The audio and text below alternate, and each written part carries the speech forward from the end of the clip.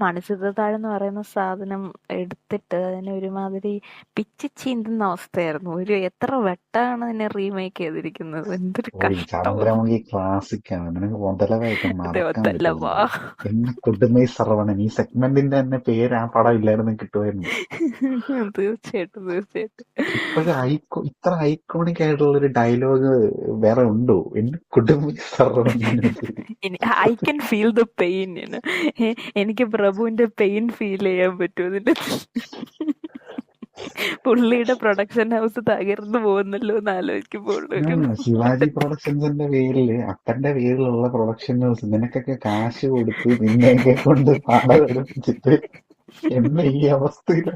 പക്ഷെ അവിടെ ഭയങ്കര ഹിറ്റായിരുന്നു കേട്ടോ.